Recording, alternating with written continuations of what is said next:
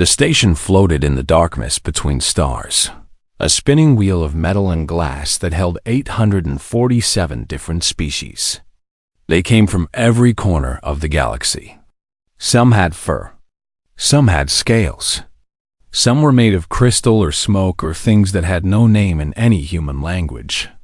They lived together, worked together, and mostly ignored each other in the way that strangers do when they share a very large building. Marcus Chen was the only human on the station.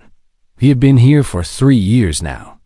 The Galactic Council had sent him as a diplomatic representative, which sounded important but mostly meant he attended meetings, filed reports, and tried to explain human behavior to species who found humans very confusing.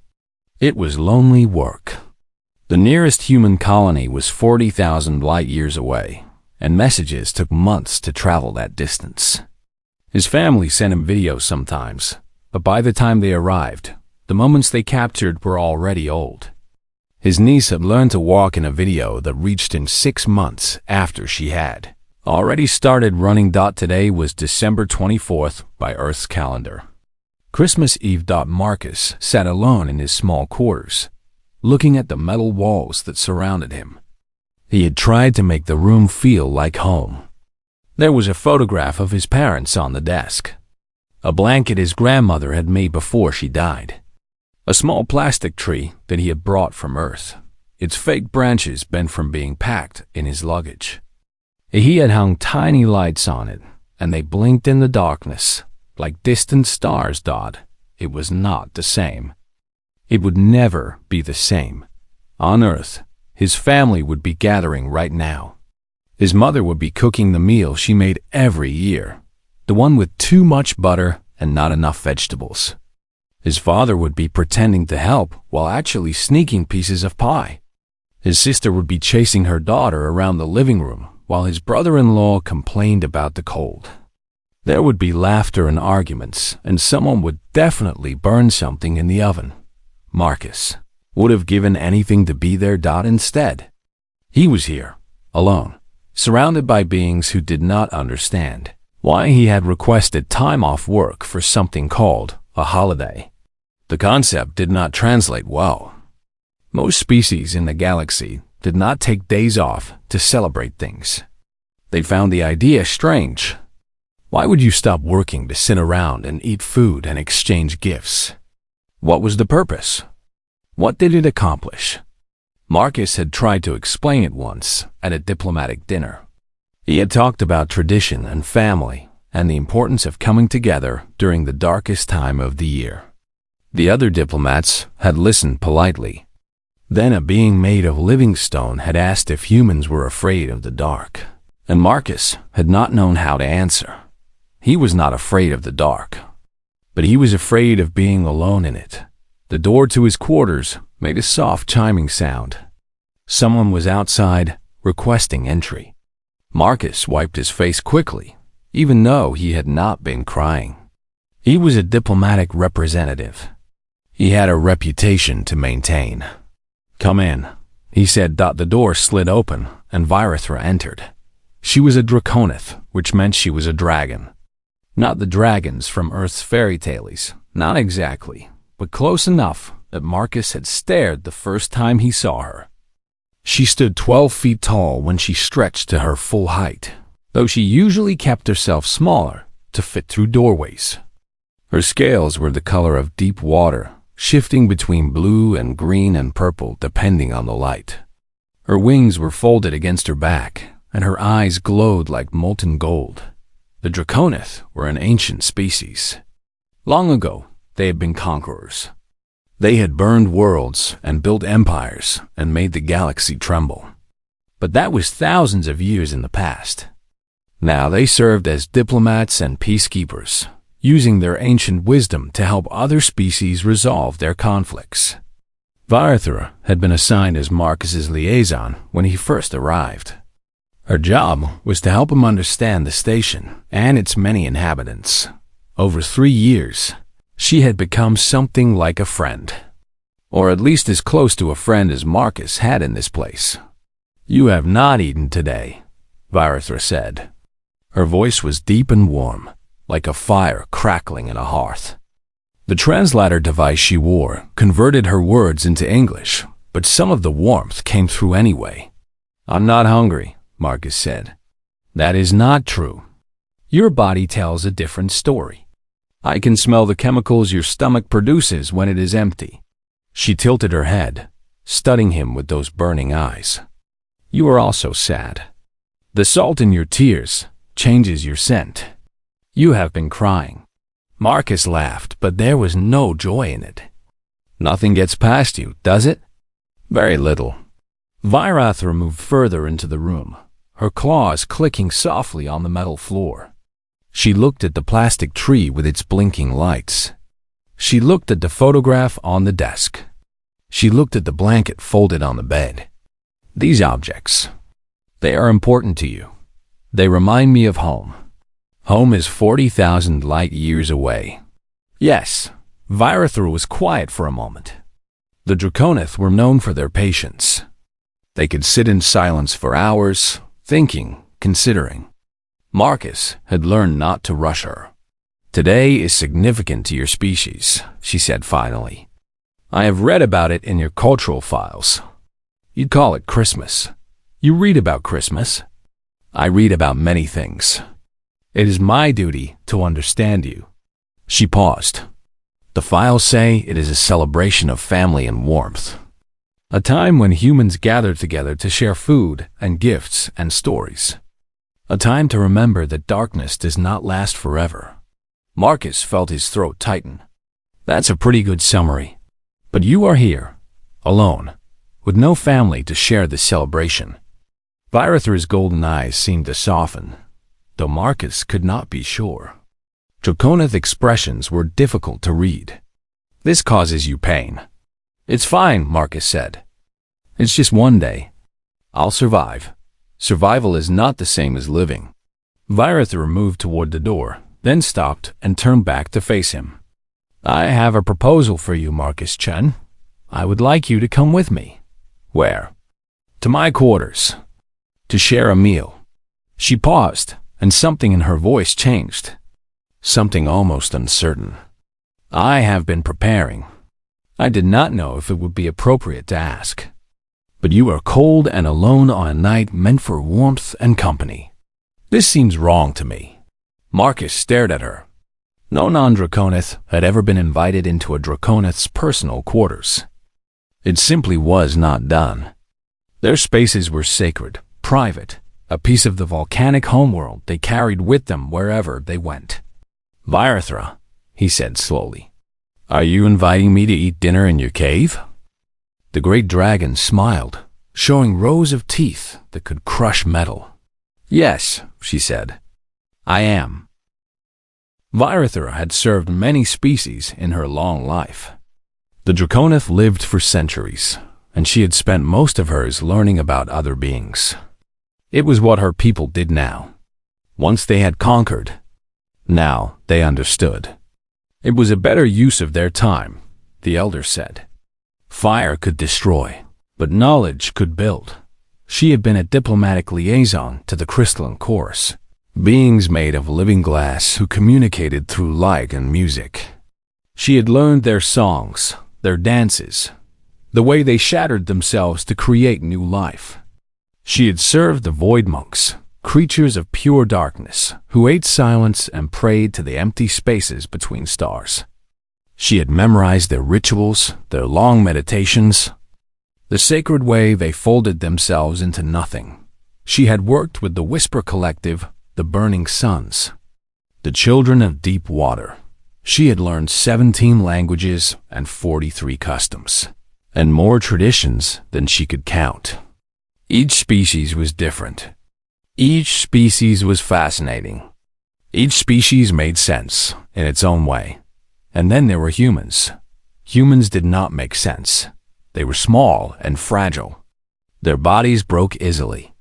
They could not breathe in space, could not survive extreme heat or cold, could not regrow limbs or heal from major wounds. They lived for less than 100 years, a blink of an eye compared to most spacefaring species. They should have been nothing. They should have stayed on their little blue planet and never bothered anyone. Instead, they had spread across the galaxy like a strange and stubborn weed. Virathra had studied them for 3 years now, ever since Marcus Chun arrived on the station. She had read their history, their literature, their scientific papers. She had watched their films and listened to their music and tried to understand why they made her feel things she could not name. They were illogical. That was the first thing she had noticed. They made decisions based on feelings rather than facts. They fell in love with beings who were wrong for them. They started wars over ideas that could not be proven. They believed in things they could not see, like gods and ghosts and the basic goodness of strangers. They were also kind in ways that made no sense. Marcus, for example. He worked harder than any being on the station. He stayed at his desk until his eyes turned red and his hands shook from exhaustion. He never complained. He never asked for special treatment. He just did his job, day after day, trying to build bridges between species who had been fighting for centuries. But that was not the strange part. The strange part was the food. Every week, Marcus set aside a portion of his rations and gave them to the maintenance drones. These were simple machines, metal boxes with wheels and sensors. They did not eat. They did not need food. They ran on power cells and programming. And yet Marcus fed them anyway. When Virathra asked him why, he had shrugged and said, "They work hard. They deserve a treat. They cannot taste," she had pointed out. "They have no sense of pleasure or hunger. The food you give them goes into a waste receptacle." "I know," Marcus had said, "but it makes me feel better to pretend they enjoy it." This was what humans were like. They pretended things. They made up stories and then acted as if those stories were real. They gave gifts to machines that could not appreciate them. They celebrated holidays that accomplished nothing practical. They carried tiny plastic trees 40,000 light years through space, just so they could look at something that reminded them of home. It was foolish. It was inefficient. It was completely, utterly, wonderfully human. Virathra had also watched Marcus save a life. It happened 6 months ago. A Felixian trader had been caught stealing from one of the station's merchants. The Felixians were a cat-like species, proud and quick-tempered.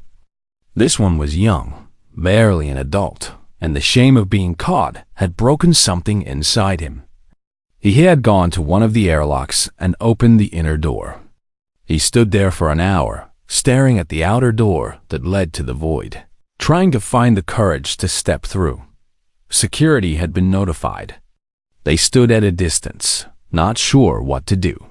The Felixians and humans had fought a terrible war 20 years ago. Millions had died on both sides. There was still hatred between the species, still wounds that had not healed. Marcus had pushed through the security line and walked right up to the airlock. "What are you doing?" Virathra had demanded. "He might attack you." "He might," Marcus agreed. "But he probably won't." And then he had sat down on the floor, right next to the open airlock door, and started talking.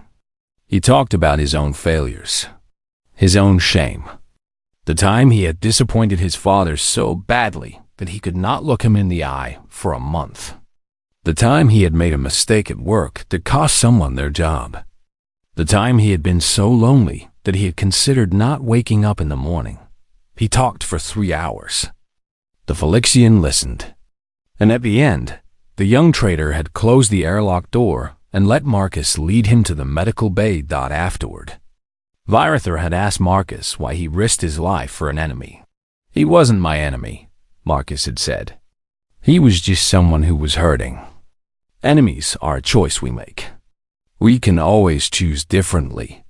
Virathra had thought about those words for a long time. Her ancestors had conquered worlds. They had burned cities and crushed armies and made entire species bow before them. They had been powerful beyond measure. But they had never, not once, sat down next to an enemy and tried to understand their pain. Humans did this naturally. It was in their blood, in their bones, in the strange soft hearts they carried in their fragile chests. Now, standing in Marcus's quarters on Christmas Eve, watching him stare at his plastic tree with red-rimmed eyes, Virathra understood something she had not understood before. Humans were not weak because they felt things deeply. They were strong because they felt things deeply. Their emotions were not a flaw. They were a gift, and right now, her human was suffering. This was unacceptable. "Come with me," she said again. "Let me show you what I have prepared." Marcus looked at her with those strange round eyes, so different from her own. "You really want me to come to your quarters? That's allowed?" "It is not allowed," Virathra admitted. "No outsider has ever entered a Draconith's personal space. Our caves are sacred, private, a piece of home we carry with us."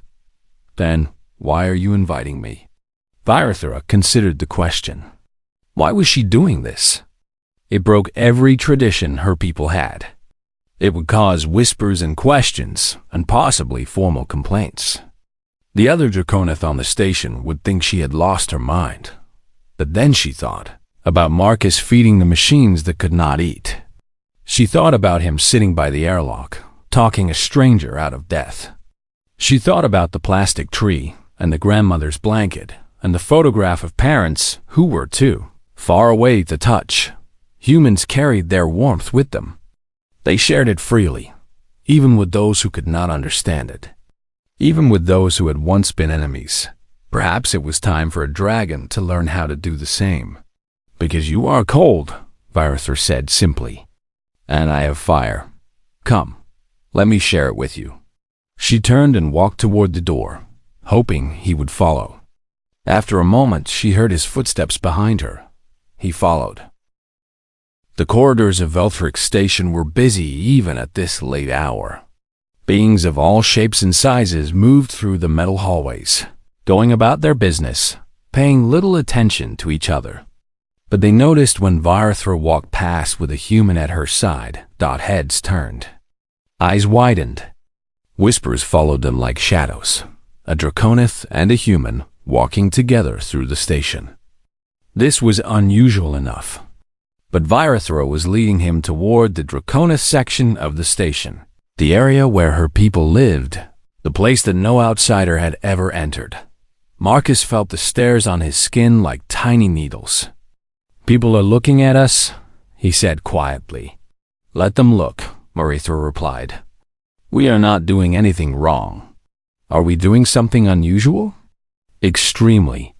They passed through a security checkpoint. The guards, beings with too many arms and not enough faces, looked at Marcus with something like confusion.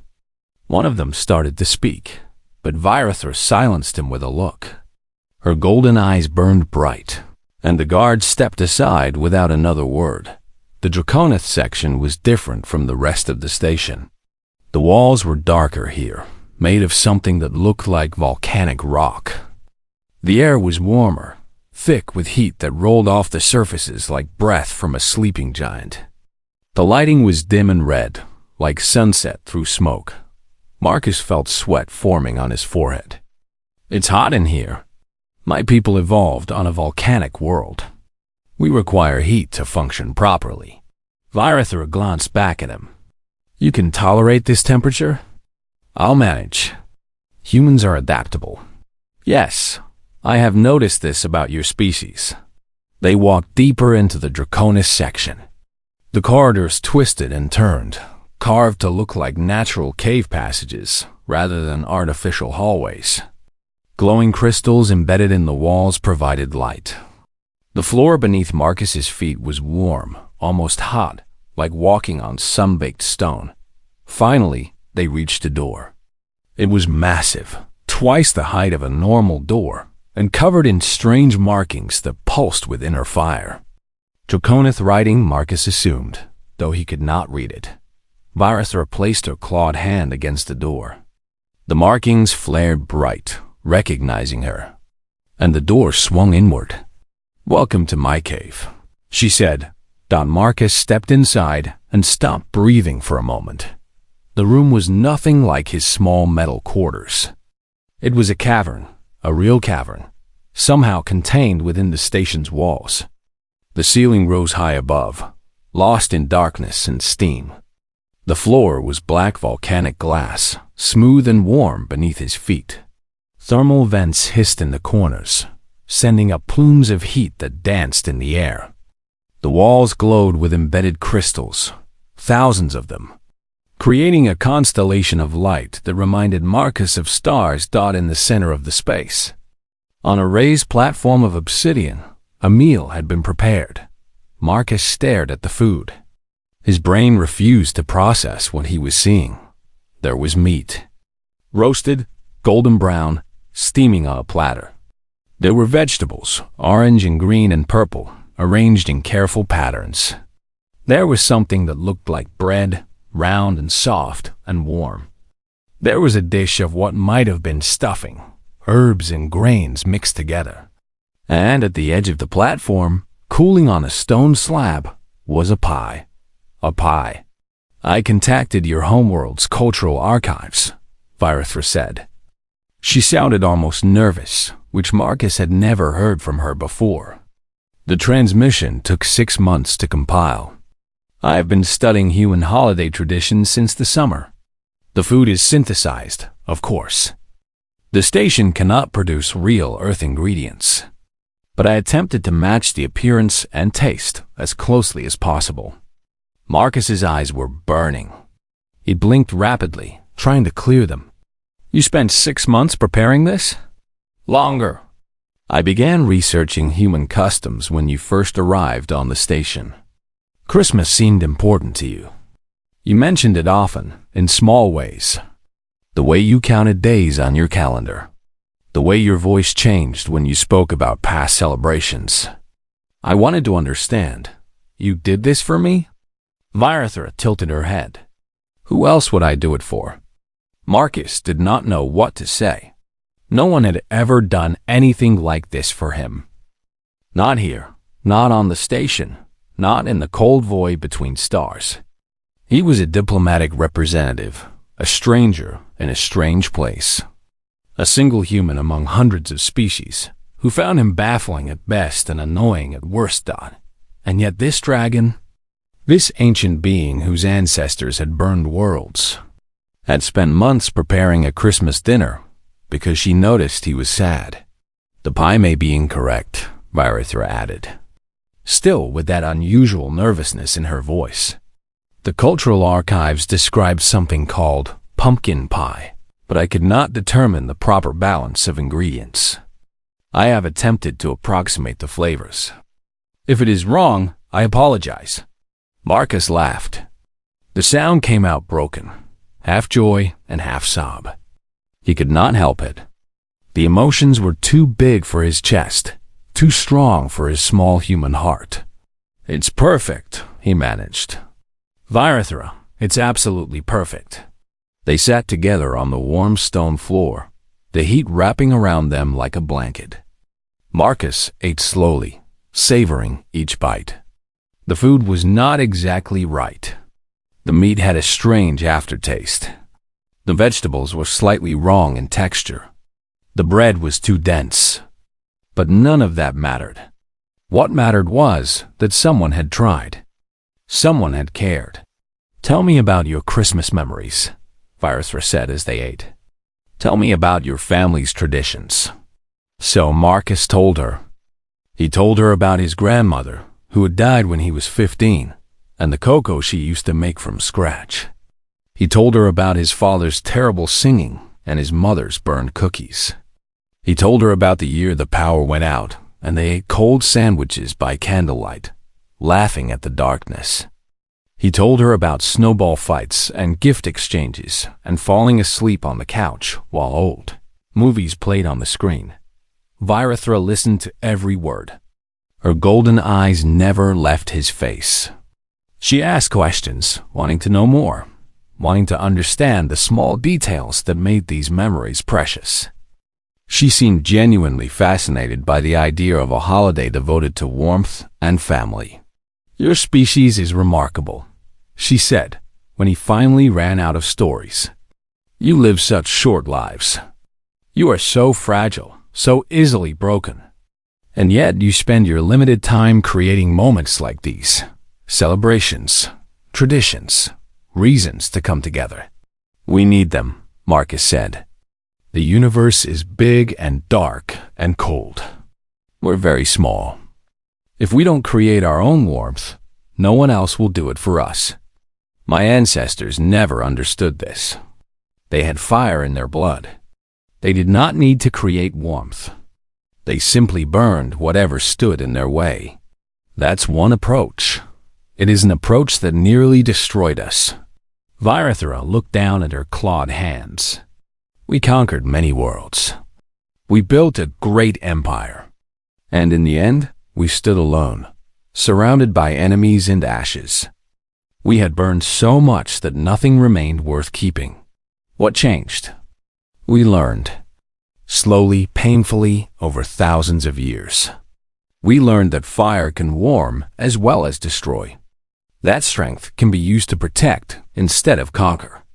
That the greatest power is not the ability to burn, but the ability to choose not to." She looked at Marcus, and there was something in her eyes he had never seen before. Something soft. Something almost human. "Your species taught us that. Humans? Not intentionally. But we watched you. We studied your history, your culture, your strange little traditions. We saw how you built connections, even with those who should have been enemies. How you forgave and rebuilt and tried again, over and over, no matter how many times you failed." Virathra's voice was quiet now. "You carry your warmth with you, Marcus-chan, even into the void, even to a station full of strangers. You share it freely, without expecting anything in return." Marcus did not know what to say. He looked at the pie, slightly wrong but made with care. He looked at the crystals glowing in the walls. He looked at the dragon who had broken ancient traditions just to give him a Christmas dinner. "Thank you," he said finally, "for all of this, for understanding." "Thank you," Virathra replied, "for teaching me that there was something worth understanding." They finished their meal in comfortable silence, the warmth of the cave wrapping around them like an embrace. Outside, the station continued its slow rotation through the darkness between stars. But inside the dragon's cave, Christmas had come to Velthric Station, and neither of them was alone. Thren was a security officer of the Quelix species. The Quelix were small creatures, nervous by nature, with too many eyes and a tendency to worry about everything. They made excellent security officers because they noticed details that others missed. They also made terrible secret keepers because their anxiety often led to mistakes. Tonight, Thren made a very big mistake that it began with a routine check. Every section of Velthric Station was monitored by security cameras, a precaution left over from the old wars when nobody trusted anybody. The Draconith section was no exception. Even though no outsider ever entered those sacred spaces, the cameras still recorded everything. It was simply policy. Thren was reviewing the footage when he noticed something unusual. A human had entered the Draconith section. Not just entered, but walked straight into a Draconith's personal quarters. This had never happened before. This should not be possible. The Draconith guarded their privacy more fiercely than any other species on the station. Thren's many eyes blinked rapidly as he watched the footage. The human, Marcus Chen, was sitting on the floor of the dragon's cave, eating food and telling stories. The Draconith, Virathra, was listening with what looked like genuine interest. They seemed comfortable together, happy. Even this was extraordinary. This was unprecedented. This needed to be documented. Thren's nervous fingers moved across his console, trying to save the footage to the security archives. But Quelix's fingers were not designed for precision work, and in his excitement, Thren pressed the wrong button. Instead of saving the footage privately, He broadcasted to every public screen on the station. 847 species watched as a human explained Christmas to a dragon. At first, there was confusion. Beings in the common areas looked up from their meals and conversations, wondering why the screens were showing a diplomatic representative eating dinner with his liaison. Was this a new program? Some kind of documentary? Then they started to listen. Marcus was telling the story of the first Christmas he remembered. He was 5 years old. His grandfather was still alive. The family had gathered at the grandparents' house, packed together in a space too small for so many people. There was no money for expensive gifts that year. His grandfather had carved wooden toys by hand, each one different, each one special. "He made me a little spaceship," Marcus said on the screen, his voice carrying through the common areas. "Just a piece of wood shaped like a rocket. But I loved it more than anything. I took it everywhere. I slept with it under my pillow, because my grandfather made it with his own hands, just for me. That made it precious." A crystalline chorus member, a being of living glass, stopped moving entirely. The concept of handmade gifts, of creating something with effort and love, resonated deep in their structure. The chorus created their children through careful shattering and reshaping. Each new life was handmade, in a way. They understood. Marcus continued talking. He described the feeling of waking up on Christmas morning, the excitement of wondering what might be waiting under the tree. He described the smell of his grandmother's cooking, the sound of family members arguing over card games, the warmth of too many people in too small a space. "We didn't have much," he said. "We were never rich. But on Christmas, it didn't matter.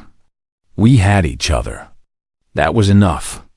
A group of void monks, beings of pure darkness who had taken vows of eternal silence, huddled closer to the screen. They communicated through silence, through the spaces between words. But this human's words were filling those spaces with something they had never encountered before: warmth, connection, joy. One of the void monks did something that had not happened in 300 years. It made a sound, a soft hum, almost musical, that rose from somewhere deep within its darkness. Other void monks turned to stare. Then, slowly, they began to hum as well. In the cafeteria, a group of Phylixians watched with complicated expressions. Their species had fought a brutal war against humanity 2 decades ago. Many of them had lost family in that conflict. They had been taught to hate humans, to see them as enemies, as monsters. But the human on the screen did not look like a monster. He looked sad and happy at the same time. He looked like someone who missed his family. He looked like someone who needed comfort. The eldest Phylixian, a scarred warrior named Kethrix, remembered something. 6 months ago, a young Phylixian had nearly killed himself in an airlock. This human, Marcus Chun, had talked him down, had shared his own pain and failures, had treated an enemy like a friend. Kethrix made a decision. "Find out what this Christmas requires," he told his companions. "The food, the decorations, the traditions. We will prepare something. For a human?" One of the younger Phylixians asked, confused. "For someone who saved one of our own." Kethrix's scarred face twisted into something that might have been a smile. Even enemies can become family. Perhaps it is time we learned this lesson. Word spread through the station like fire through dry grass. Species that had never spoken to each other before began working together. The crystalline chorus arranged themselves in the main atrium, forming patterns of light that mimicked the Christmas trees Marcus had described. The void monks emerged from their quarters for the first time in years, humming a song they were composing on the spot. A hymn to human warmth. The Phylixians pooled their rations and began attempting to create something called hot chocolate. They had no idea what chocolate was. Their attempts were terrible, but they kept trying. Other species joined in.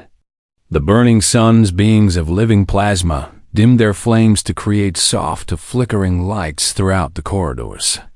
The children of deep water filled a tank in the common area and swam in intricate patterns, their bioluminescent bodies creating an underwater light show. Even the maintenance drones, the simple machines that Marcus fed every week, were decorated with ribbons and bells by beings who had noticed his kindness, but no one knew exactly what they were doing. Christmas was a human holiday, built from human traditions, meant for human hearts. But there was something in the idea that transcended species barriers. The concept of warmth in darkness, of connection in isolation, of choosing to create joy even when the universe offered none. By the time Marcus and Virithra finished their dinner and prepared to leave her quarters, the station had transformed. The security footage had stopped broadcasting hours ago, after Thren finally noticed his mistake and nearly fainted from embarrassment. But the damage was done. 846 species had watched a human explain Christmas, and they had decided, collectively and without discussion, that they wanted to be part of it. Marcus stepped out of the Draconis section and stopped walking. He stood in the corridor, staring at what had become of the station he called home. There were lights everywhere. Beings were singing or humming or making sounds that might have been music. The air smelled strange, sweet and spicy and wrong, like someone had tried to recreate cookies without knowing what cookies were. A Phylixian approached him, holding a cup of something brown and lumpy. "We made this for you," Ketherick said gruffly. "It is called hot chocolate. We are told humans enjoy it. We apologize if it is incorrect."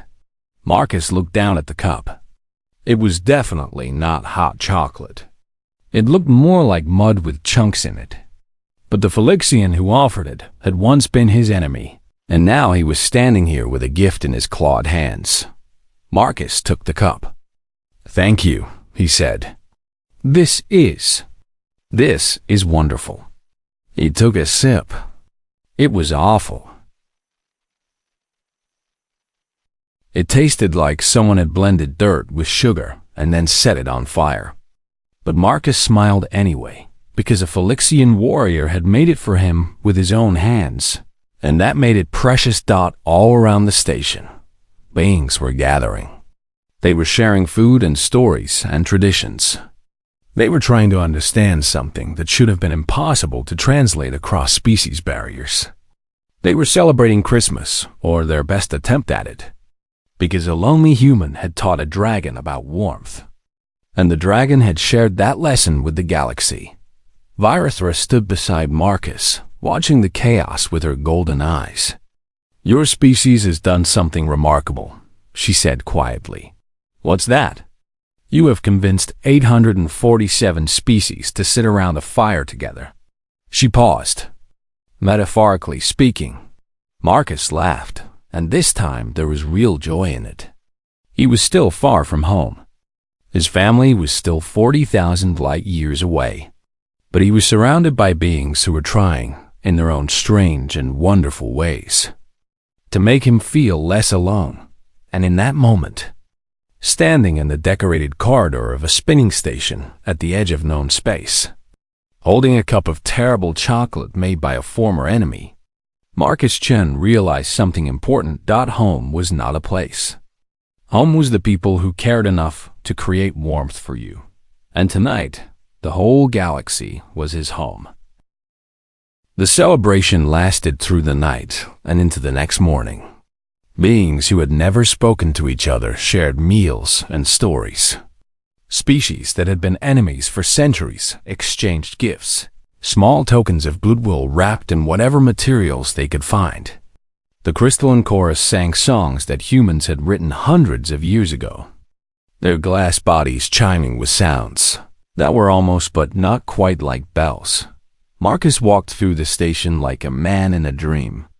Everywhere he went, beings called out to him. "Merry Christmas, human. Happy holiday, Ambassador Chan. Is this correct? We are doing this right?" He could not answer all of them. There were too many. But he smiled and nodded and thanked them, and that seemed to be enough. By the time the artificial lights of the station brightened to simulate morning, Marcus was exhausted. He had not slept. He had talked to more beings in one night than he usually talked to in a month. His face hurt from smiling. He found a quiet corner of the observation deck and sat down. Through the window, he could see the dying star that Velthric's station orbited. It was a red giant, ancient and fading, its light barely enough to warm anything. In a few million years, it would collapse entirely, leaving nothing but darkness.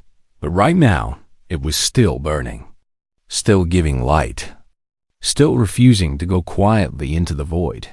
Virithra found him there, as he knew she would. She settled beside him, folding her massive wings against her back, her scales catching the red light from the star. "You are tired," she observed. "Very. You should rest." "I will. Soon." Marcus looked at her. "Thank you. For everything. For starting all of this." "I did not start anything. I merely invited you to dinner. And that dinner changed everything." Virithra was quiet for a moment. Then she made a sound that Marcus had never heard before, a low rumbling in her chest. It took him a moment to realize she was laughing. "My ancestors conquered half the galaxy," she said. "They burned fleets and crushed empires. They were feared by every species that had the misfortune to cross their path. They believed that power came from destruction, from making others bow before them. That's one way to get things done. It is an efficient way, but not a sustainable one." Virithra looked out at the dying star. "We learned, eventually, that empires built on fire always burn themselves out. The species we conquered hated us. The worlds we claimed were scarred beyond healing. We won every battle and lost everything that mattered." Marcus nodded. "Humans have done the same thing. Many times. We're not always good at learning from our mistakes. No species is. That is why we must keep reminding each other." Virithra turned to look at him with those burning golden eyes. "Your species will never conquer the galaxy, Marcus-chan. You are too soft, too sentimental, too easily wounded. That's fair. You care about things that have no practical value. Holidays, traditions, relationships with beings who can never truly understand you. You invest time and energy into moments that serve no strategic purpose. Also fair. And yet," Virithra paused. "And yet, last night you accomplished something my ancestors never could. You made 847 species want to celebrate together. You took beings who had no connection to each other, no common ground, no reason to cooperate, and you gave them a reason to come together." Marcus shook his head. "I didn't do anything. I just ate dinner with you and told some stories." "Exactly." Virithra's voice was soft now, almost gentle. "You did nothing strategic, nothing calculated. You simply shared your warmth, and others wanted to share it too. That is what humans do. You carry light with you, and the galaxy cannot help but be drawn to it." Marcus did not know what to say. He looked out at the stars, at the vast darkness that surrounded the station, at the dying red giant that still burned, despite having every reason to give up. "We're just trying to survive," he said finally. "The universe is big and cold and doesn't care about us. We make up holidays because we need something to hold on to. We create traditions because we're afraid of being forgotten. We build connections because being alone is unbearable." "Yes," Virithra agreed. "And in doing so, you remind the rest of us that we are not alone either." They sat together in silence, watching the star, feeling the warmth of each other's presence. Outside, the station continued its slow rotation, carrying hundreds of species through the void. Inside, the celebration was finally winding down. Beings returning to their quarters, carrying memories of a strange and wonderful night. The Galactic Council would later call the events of that night the Velthric's Christmas Incident. Academics would write papers about it. Diplomats would study it for insights into cross-species cooperation. The Draconith High Council would formally recognize that their ancient traditions about private quarters might need to be updated, but none of that mattered to Marcus. What mattered was that 1 year later, Christmas came to Velthric's station again. The beings remembered. They prepared. The Crystalline Chorus practiced new songs. The Void Monks composed a second hymn. The Felixians got better at making hot chocolate, though it still tasted strange. The maintenance drones were decorated with even more ribbons. Their simple processors somehow seeming happier for a dot, and on Christmas Eve, Virathera came to Marcus's quarters and said, "Come eat dinner in my cave." He smiled. "I thought you'd never ask." They shared a meal in the warmth of her quarters, just like before. They told stories and laughed and sat in comfortable silence. And when they emerged, the station was waiting for them, transformed once again into a celebration of something that no species fully understood, but everyone wanted to be part of. The tradition spread. By the 5th year, 17 other stations had adopted some form of Christmas celebration. By the 10th year, 4 colony worlds had joined in. By the 20th year, even a Void Monk monastery had begun observing the holiday, which was ironic considering that joy was supposed to be against their principles. The galaxy did not need Christmas. Most species had their own holidays, their own traditions, their own ways of marking time and celebrating existence. But something about this particular human tradition resonated across species barriers. The idea of finding warmth in the coldest time. The idea of creating light when darkness pressed in from all sides.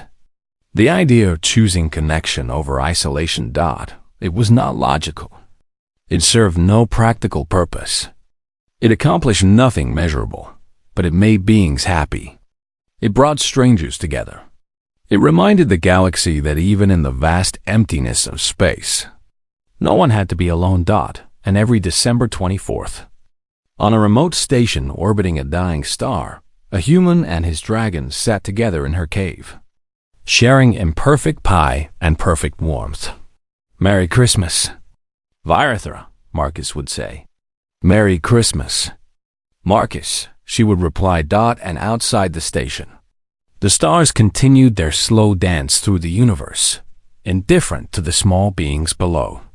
But inside the station, those small beings had created something the stars could never touch: warmth, connection, light, because that was what humans did.